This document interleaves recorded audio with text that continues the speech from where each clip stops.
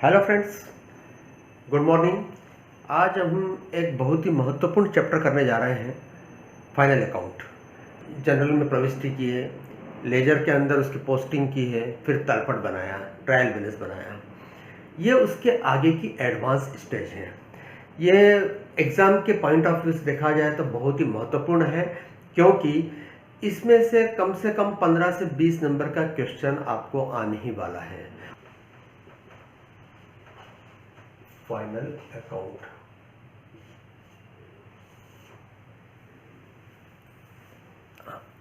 Final account के अंदर हम 3 प्रकार के अकाउंट बनाते हैं। फाइनल अकाउंट हम क्यों बनाते हैं, मैं इसके ऊपर डिस्कस करना चाहूँगा, क्योंकि मेन चीज़ ये है कि बिजनेस के अंदर हम क्या चाहते हैं।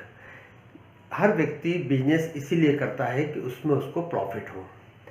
आपकी पोजीशन क्या है, साल भर आपने काम किया, मेहनत की, पैसा लगाया, पूंजी लगाई, माल परचेज किया, माल सेल किया, उसके बाद में आपको प्रॉफिट हुआ या नहीं हुआ। प्रॉफिट हुआ तो कितना हुआ, लॉस हुआ तो कितना हुआ। ये आपकी पोजीशन जानने के लिए फाइनल अकाउंट बनाए जाते हैं। उसके अलावा इसका एक और पर्पस है, और वो दूसरा पर्पस है असेट, क्वालिटी ऑफ असेट। आपके असेट की क्वालिटी कैसी है, यह भी इसमें मालूम पड़ जाता है। आपने प्रॉफिट तो कमाया, लेकिन प्रॉफिट के साथ में जो आपके असेट्स हैं, यदि हमने किसी को उधार माल दिया है, बेचा है, तो उसका पैसा हमारे पास आया या नहीं आया, कितना आया, कितने 6 महीने से अधिक के हमारे डेटर्स हैं, कितने और ज़्यादा हैं। यदि हमने उधार परचेस किया है तो हमें कितना पैसा देना है। संपत्ति खरीदी है, कोई भी जैसे कार खरीदी है, फर्नीचर खरीदा है, प्लांट एंड मशीनरी खरीदी है, तो उसका भी लेखा जोखा इसी में होता है। ये सभी चीज़ें हम फाइनल अकाउंट के अंदर देखते हैं। तो फाइनल अकाउंट का इम्पोर्टेंस इसलिए बढ़ जाता है क्योंकि हमें मालूम होना चाहिए कि हमने जिस चीज़ के लिए व्यापार किया है, जिस चीज़ के लिए हम मेहनत कर रहे हैं, क्या उस चीज़ में हमें प्रॉफिट हो रहा है या नहीं हो रहा है, और कितना हो रहा है। ये सिर्फ जानने के लिए हम फाइनल अकाउंट बनाते हैं। ओके, तो फाइनल अकाउंट के अंदर 3 प्रकार के अकाउंट होते हैं। फर्स्ट,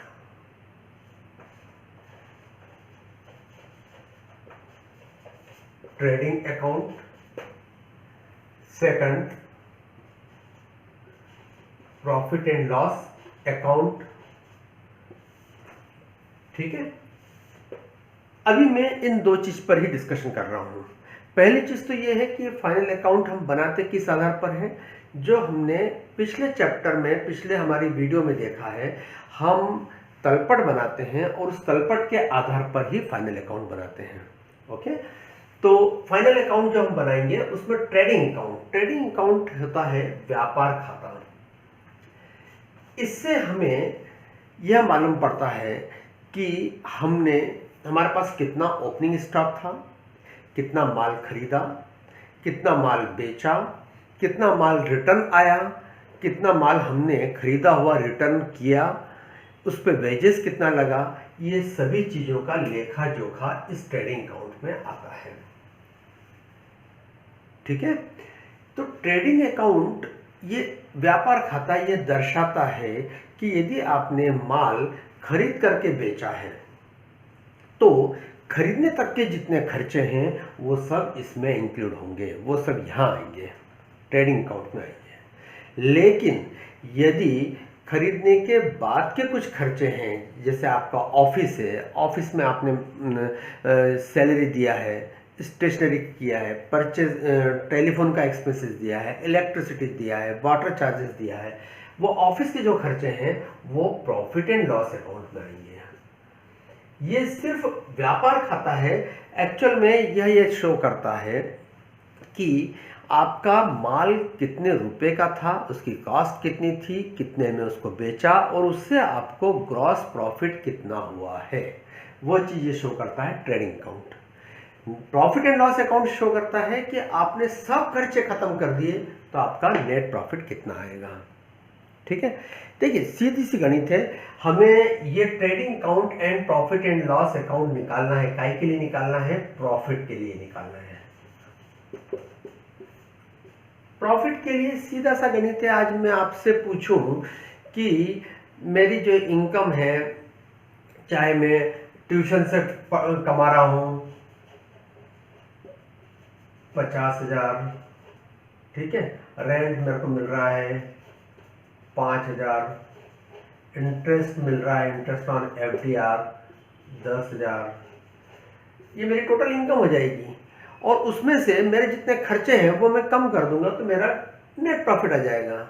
ठीक है, वही चीज हमें यहाँ करना है trading and profit loss account में, क्योंकि व्यापार के अंदर कितने हमने इनकम की है और उसमें से खर्च कितना हुआ है, उन दोनों का डिफरेंस ही निकलेगा, वो आएगा प्रॉफिट। और वो प्रॉफिट को हमें कैलकुलेट करना है। वही प्रॉफिट हम बैलेंस शीट में ले जाएंगे। मैं आगे बैलेंस शीट के बारे में भी बताऊंगा कि बैलेंस शीट में क्या होता है और क्या नहीं होता है। अब मैं इसका एक फॉर्मेट बता रहा हूं आपको, trading account and profit and loss account का। ये ट्रेडिंग अकाउंट का, ट्रेडिंग अकाउंट के अंदर सबसे पहली चीज तो ये है, अपन लिखते हैं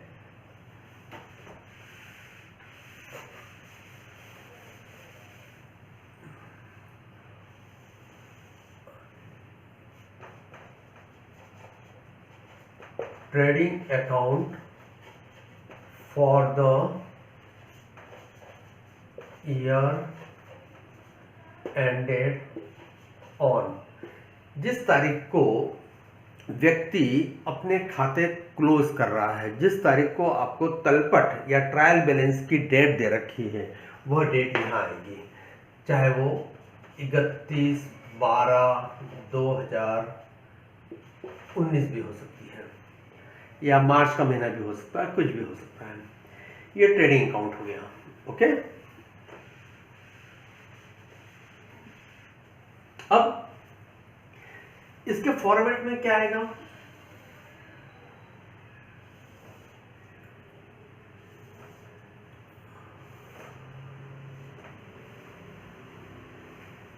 पर्टिकुलर्स यानी विवरण,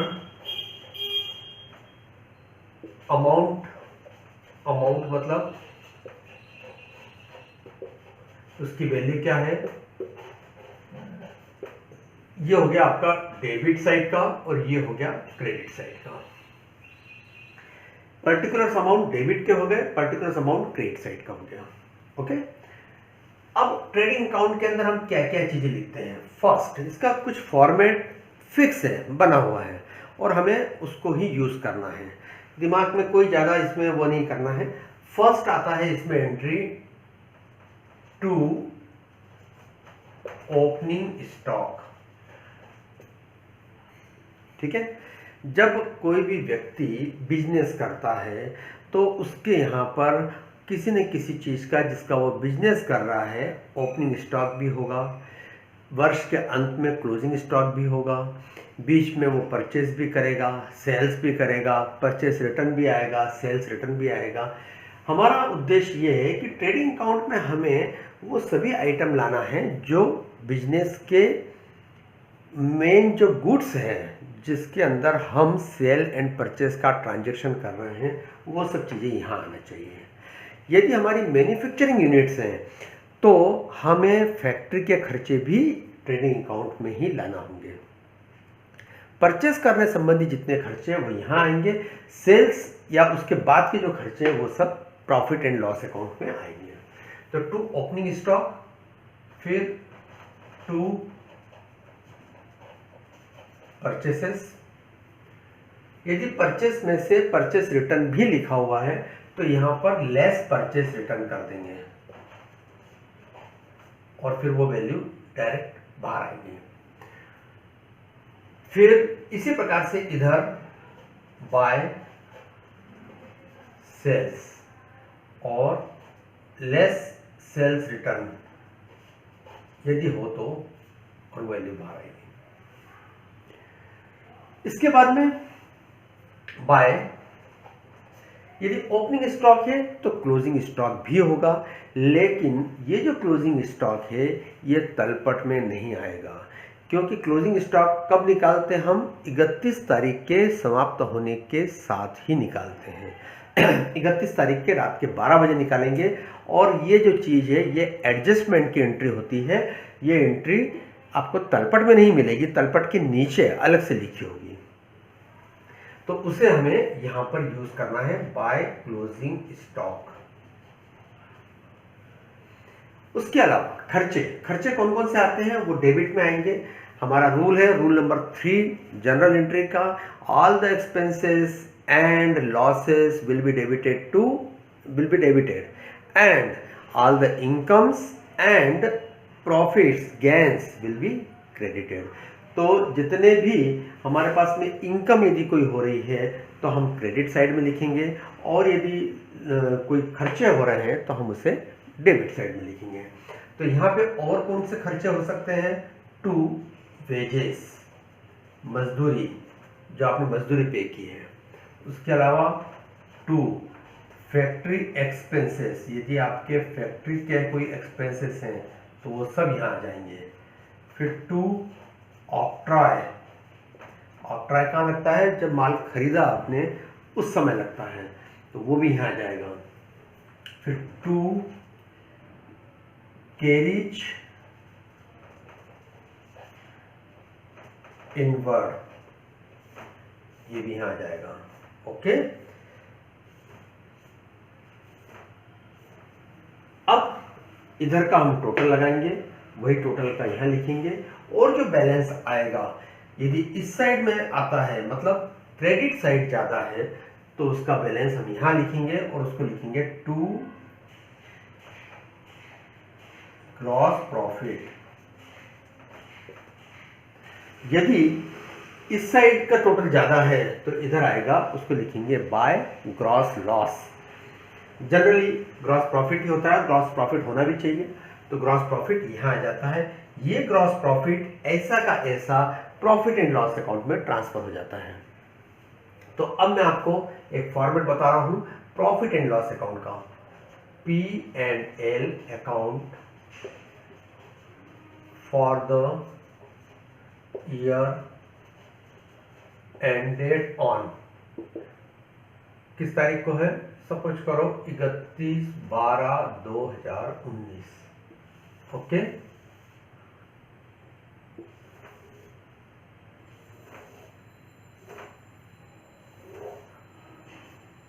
ये वही particular amount debit credit. Okay, यहां तक कोई दिक्कत तो नहीं। अब फाइनल अकाउंट के अंदर हम देख रहे हैं, फर्स्ट हमने देखा ट्रेडिंग अकाउंट, दूसरा हम देख रहे हैं प्रॉफिट एंड लॉस अकाउंट। जो यहाँ का ग्रॉस प्रॉफिट आया है वो ऐसा कैसा यहाँ आ जाएगा, बाय ग्रॉस प्रॉफिट। उसके बाद कौन कौन से खर्चे हैं वो सब खर्चे इस साइड में आएंगे, और जो जो इनकम्स हैं वो इस साइड में आएगी। सपोज करो इंटरेस्ट की इनकम है तो बाय इंटरेस्ट, बाय कमीशन, ये आपको इनकम में भी आ सकती है, बाय रेंट, है ना। ये इस टाइप की जो है चीजें इसमें आ जाएगी, लेकिन खर्चे की लिस्ट थोड़ी सी लंबी रहती है। उसमें to stationery, printing, carriage outward मतलब हमने इनवर्ड था कैरेज का, वो यहाँ लिखा था। परचेस के ऊपर यदि हमने कोई कैरेज दिया है तो वो ट्रेडिंग अकाउंट में आएगा, यदि सेल्स के ऊपर दिया है तो वो आउटवर्ड हो जाएगा, कैरेज आउटवर्ड, और वो यहाँ आ जाएगा कैरेज आउटवर्ड। फिर एडवर्टाइजमेंट, फिर और क्या हो सकता है, फ्यूल आपका वैसे यहां आता है ट्रेडिंग अकाउंट में, फ्यूल, है ना। और उसके अलावा कोई और कोई खर्चा, इलेक्ट्रिसिटी एक्सपेंसेस यहाँ जाएगा, ऑफिस का, salary,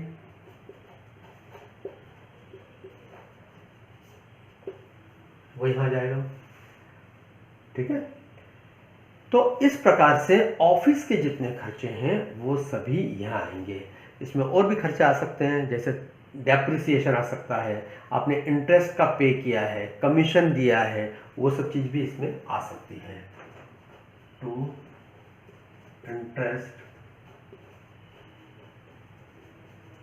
commission, telephone charges etcetera, ये सब चीज़ें इसमें आ जाएंगी। देन इसका फिर हम ऐसा ही टोटल लगाएंगे, इधर का और इधर का टोटल लगाने की विधि वही है जो हमने लेजर करते समय देखी थी, सेम वही विधि से करना है। इधर का और इधर का टोटल लगाएंगे और यहाँ आ जाएगा आपका टू नेट प्रॉफिट। ओके, ये आ जाएगा नेट प्रॉफिट। तो ये हमारा पूरा फॉर्मेट है जो trading and profit and loss account का है। कई बार इसको हम एक साथ भी लिख सकते हैं, trading and profit and loss account for the year ended, लेकिन इसमें ट्रेडिंग की एंट्री ट्रेडिंग में ही जाएगी, वो प्रॉफिट एंड लॉस में नहीं आएगी। नहीं तो इन सब के मार्क्स रहते हैं आपके, ग्रॉस प्रॉफिट कितना निकला, नेट प्रॉफिट कितना निकला, बैलेंस शीट मिली कि नहीं मिली, इन सभी के अलग अलग इंडिविजुअल मार्क्स रहते हैं। यदि आपका नेट प्रॉफिट गलत आया मार्क्स कट जाएंगे, ग्रॉस प्रॉफिट गलत आया मार्क्स कट जाएंगे, सभी के मार्क्स रहते हैं। तो इस प्रकार से इसे करना है। अब मैं एक क्वेश्चन लेता हूं और हम तीनों चीजें एक साथ बनाएंगे, trading, profit and loss and balance sheet, हम तीनों एक साथ बनाएंगे। देखिए इसमें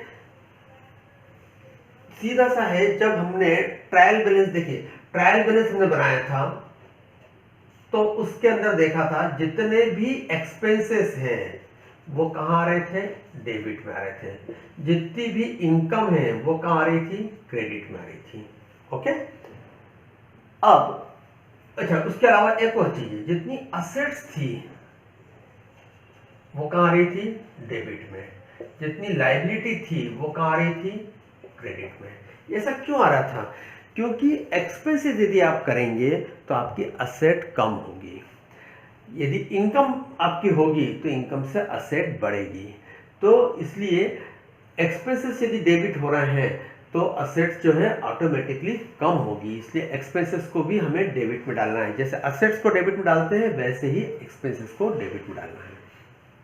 ओके, तो अब हम एक अगला सवाल देखते हैं, उस सवाल को करते हैं और उसके अंदर हम अभी बिना एडजस्टमेंट के सवाल कर रहे हैं, जिसमें एडजस्टमेंट नहीं है, सिंपल सवाल ले रहे हैं। हालांकि फाइनल अकाउंट के अंदर एडजस्टमेंट भी आते हैं, वो एडजस्टमेंट के साथ में करना होता है, पर वो हम बाद में देखेंगे। तो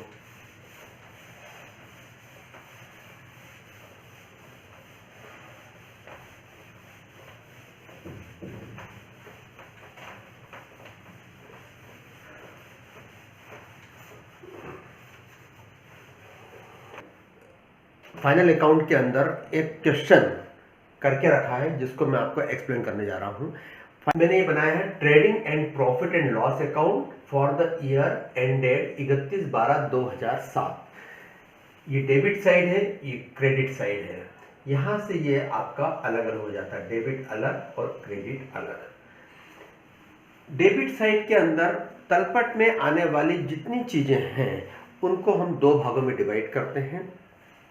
नंबर 1, जो आइटम जो प्रॉफिट एंड लॉस को इफेक्ट देती है, मतलब एक्सपेंसेस, जितने भी एक्सपेंसेस हैं वो प्रॉफिट एंड लॉस अकाउंट के और ट्रेडिंग अकाउंट के डेबिट साइड में आते हैं, और जितनी भी इनकम्स यदि हो रही है तो वो प्रॉफिट एंड लॉस अकाउंट के क्रेडिट साइड में आएगी। इसी प्रकार से बैलेंस शीट के अंदर जब हम बनाने जाते हैं, तलपट के अंदर वो आइटम्स जिसका इफेक्ट संपत्ति पर पड़ता है, असेट्स पे पड़ता है या लायबिलिटी के ऊपर पड़ता है, वो सारी चीज़ें बैलेंस शीट में आती है, वो ट्रेडिंग प्रॉफिट एंड लॉस में नहीं जाएगी। कोई भी एंट्री एक ही जगह जाएगी, एक ही जगह इफेक्ट देंगे और किसी भी एंट्री को छोड़ना नहीं है, सभी एंट्रीज को लेना है। तलपट में आने वाली सभी आइटम या तो ट्रेडिंग प्रॉफिट अकाउंट में आएगी या बैलेंस शीट में आएगी, आना उसको जरूर है। तो चलिए मैं बताता हूँ आपको।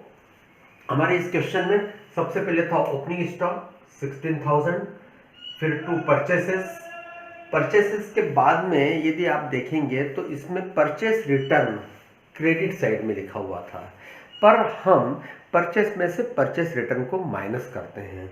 हम क्रेडिट साइड में लिखेंगे तो भी उसका इफेक्ट वही आएगा, लेकिन उचित ये होगा कि हमें परचेस की एक्चुअल वैल्यू मिले, सेल्स की एक्चुअल वैल्यू मिले। तो एक्चुअल वैल्यू के लिए हमें परचेस में से परचेस रिटर्न को माइनस करना होगा। ये हमने माइनस किया यहाँ पे, तो ये वाला अमाउंट आ गया 89,200। कैरेज इनवर्ड कैरेज इनवर्ड के बारे में मैंने आपको कल भी बताया था कि इनवर्ड वाली जो चीज़ है वो ट्रेडिंग अकाउंट में आती है, कैरेज आउटवर्ड होगा तो वो प्रॉफिट एंड लॉस अकाउंट में नीचे आएगा। ट्रेडिंग अकाउंट में परचेस तक के जितने भी खर्चे हैं वो सब यहाँ आएंगे, चाहे ऑक्ट्रा है, कैरेज इनवर्ड है, फैक्ट्री के एक्सपेंसेस, यदि कोई फैक्ट्री वगैरह है तो फैक्ट्री का लाइट का खर्चा, वेजेस, ये सब चीज़ें यहाँ आएगी। लेकिन यदि आप ऑफिस में बना रहे हैं और ऑफिस के अंदर सैलरी है, सैलरी यहाँ आएगा, ऑफिस का टेलीफोन यहाँ आएगा, एडवर्टाइजमेंट यहाँ आएगा, सेलिंग के कोई एक्सपेंसेस हैं वो सब यहाँ आएंगे। तो ये सब चीज़ें प्रॉफिट एंड लॉस अकाउंट के डेबिट साइड में आएगी। तो वही चीज़ अपन कर रहे हैं, कैरेज इनवर्ड इधर आ गए हैं। ऐसे ही बाय सेल्स में से सेल्स रिटर्न ये माइनस किया हमने यहाँ पे, और बाय क्लोजिंग स्टॉक जो है हमेशा नीचे एडजस्टमेंट में दिया रहेगा, वह तलपट में ऊपर नहीं आता है, क्योंकि ये जो क्लोजिंग स्टॉक है ये इस साल का क्लोजिंग स्टॉक है जो हमने 31 दिसंबर की रात को 12 बजे लिया है। तो वह हमारे अकाउंट के ऊपर अलग से डिफरेंस डालेगा, तलपट के अंदर नहीं आएगा। और ये जो एंट्री है ये यहाँ होगी। इसकी मैंने आपको एक जनरल प्रविष्टि भी बताई थी कि हम जनरल प्रविष्टि क्या कर सकते हैं, इसकी कर सकते हैं हम closing stock debit to trading account. मतलब क्लोजिंग स्टॉक जो है वो यहाँ पर आ गया, उसकी एंट्री यहाँ करेंगे ट्रेडिंग अकाउंट के अंदर। ट्रेडिंग अकाउंट के क्रेडिट साइड में करना है हमको एंट्री, तो क्या लिखेंगे, बाय क्लोजिंग स्टॉक। ये हमने जैसे लेजर में पोस्टिंग करते हैं वैसे हमने direct trading and profit loss account में पोस्टिंग कर दी है, क्योंकि हमारे बुक्स तो क्लोज हो गई है, हमारे लेजर वगैरह सब क्लोज हो गए हैं, अब उसमें हम एंट्री नहीं कर सकेंगे। अब ये वाली एंट्री हमारी यहाँ हो रही है डायरेक्ट। और क्लोजिंग स्टॉक डेबिट मतलब ये कहाँ आएगा, क्लोजिंग स्टॉक ये बैलेंस शीट में आपका क्लोजिंग स्टॉक यहाँ आ जाएगा। तो इस टाइप से इसको हम एंट्री करते हैं। उसके बाद में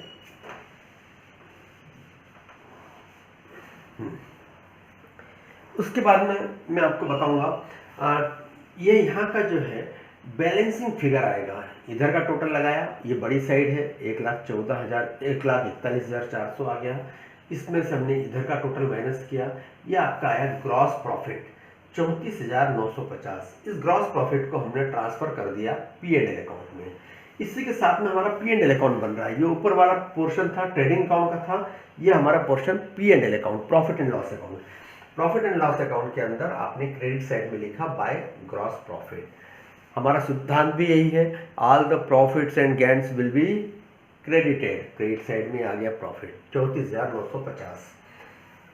इसमें क्वेश्चन में दिया हुआ है बाय डिस्काउंट 400 रुपया, बाय कमीशन 750, बाय BDR 400। ये सब चीज़ें हमारी क्रेडिट साइड की है।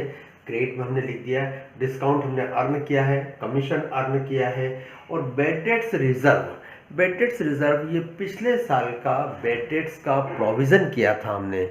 यदि हमारा कोई डूबत हो जाए तो उसके लिए हम प्रोविज़न करते हैं हर साल, और ये वो प्रोविज़न है जो हमने कर तो लिया था लेकिन एक्चुअल में बेड डेट्स हुआ नहीं। मतलब बेड डेट्स हुआ नहीं, यदि होता तो हम उसको कर देते हैं। अब ये नहीं हुआ तो ये 400 रुपये कौन सा हो गया, ये 400 रुपये हमारा प्रॉफिट हो गया। पिछले साल हमने एक्सपेंसेस पे डाला था और इस बार वापस प्रॉफिट हो गया, तो ये हमारा क्रेडिट में आ गया। ठीक इसी प्रकार से इधर to insurance 1,500, to trade expenses 3,600, to salary 1200, to bad debts 3000। ये बेड डेट्स कौन सा है? 300 रुपये। ये इस साल के लिए हमने प्रोविज़न किया है, इस साल हमने इसको खर्चे में डाल दिया है। तो ये वाला है बेड डेट्स 300 रुपया। फिर टू नेट प्रॉफिट 22,900। ये 22,900 आपका नेट प्रॉफिट आ गया, इस साल का नेट प्रॉफिट। हमने जो बिजनेस किया, इतना लेजर में एंट्री करी, जनरल में एंट्री करी, ट्रायल बैलेंस बनाया, इन सब के पीछे हमारा उद्देश्य ये रहता है कि एक्चुअल में हमें प्रॉफिट हो रहा है या लॉस हो रहा है, हम किस दिशा में जा रहे हैं, क्या हमारा बिजनेस सही दिशा में चल रहा है या नहीं चल रहा है, वो हमें इस चीज़ से मालूम पड़ता है कि नेट प्रॉफिट हमारा 22,900 रुपया हुआ। इट मीन्स कि हम प्रॉफिट में चल रहे हैं। ये 22,900 रुपये के ऊपर राइट किसका है? बिजनेस के ऑनर का, मीन्स कैपिटल का, जिसने कैपिटल लगाई उसका है। तो कैपिटल के अंदर 32,000 रुपया प्लस नेट प्रॉफिट 22,900, 54,900 हो गया। इसमें से ड्राइंग जो उसने पैसा घर ले गया या गुड्स घर पे ले गया दुकान में से, वो 4,000 रुपये माइनस कर दिया। ये 50,900 रुपया कैपिटल का बैलेंस हो जाएगा। ये बैलेंस अगले साल फिर ट्रांसफर हो जाएगा, वो इस जगह आ जाएगा। ओके ये ऐसे ही चलते रहते हैं अकाउंट। बैलेंस शीट के जितने भी अकाउंट हैं, इनका अगले साल वापस खाता खुलेगा, लेकिन ट्रेडिंग एंड प्रॉफिट अकाउंट के ये जो चीज़ें हैं, इनका कहीं भी कोई खाता नहीं खुलने वाला है। ये कहीं कोई खाता नहीं खुलने वाला है, क्योंकि ये सब चीज़ें परचेस इस साल कर लिया, ख़त्म हो गया, सेल्स इस साल कर लिया, ख़त्म हो गया, अब इससे हमें कोई मतलब नहीं है। लेकिन हाँ, यदि किसी को हमने पैसा दे रखा है, या सपोज करो किसी को उधार माल बेचा है और वो डेटर्स हो गए हैं जिनसे हमें पैसा नहीं आया है, तो वो हमने 17,000 के लिखे हैं कि इनसे पैसा नहीं आया है। पैसा नहीं आया तो इनसे अब हमें पैसा अगले साल वसूल करना है, तो ये वाली एंट्रियां सब अगले साल में जाएंगी। ये वाली बैलेंस शीट की जितनी भी आइटम्स हैं, इनके फिर से खाते खुलेंगे और ये वापस अगले साल इनका अकाउंट खोल करके इसी अमाउंट से खोलना पड़ेगा। चलिए, bank loan account 4,400, creditor 11,600, capital का मैं बता ही चुका हूँ 50,900, bills payable 2,000, building 24,000, debtors 17,000, machinery 10,000, BR मतलब बिल्स रिसीवेबल, जिन व्यक्तियों को हमने उधार माल दिया है या उधार पैसा दिया है और उन्होंने हमें बिल लिख कर दिया है, नेगोशिएबल इंस्ट्रूमेंट दिया है, हुंडी दी है कि मैं आपको इतना पैसा देने के लिए तैयार हूँ, मैं आपको इतना पैसा दे दूंगा, उसको बोलते हैं बीआर। ये बीआर का एक पूरा चैप्टर है, इसको भी मैं आगे आपको बताऊंगा। बीआर 4,500, कैश 1,400 और क्लोजिंग स्टॉक 12,000। इस प्रकार से इसका हमने टोटल लगाया 68,900 असेट एंड लायबिलिटी दोनों का। ये चीज़ हमारी टैली होना चाहिए। यदि ये चीज़ टैली हो गई, इट मीन्स कि आपका सवाल सही है। यहाँ तक कोई आपत्ति तो नहीं, किसी को कोई परेशानी? तो ये आप देखिए कि इस टाइप से हमें सवाल करने हैं। अब मैं आपको एक और वीडियो लूँगा, उसमें आपको एडजस्टमेंट एंट्रीज कैसे करना है और कौन कौन से एडजस्टमेंट की एंट्रीज होती है, उन सभी के बारे में बताऊंगा, उनका इफेक्ट कैसे होता है वो बताऊंगा। और फिर उसके बाद में हम करेंगे फाइनल अकाउंट विथ एडजस्टमेंट। अभी फाइनल अकाउंट विदाउट एडजस्टमेंट है, फिर हम करेंगे विथ एडजस्टमेंट। ओके।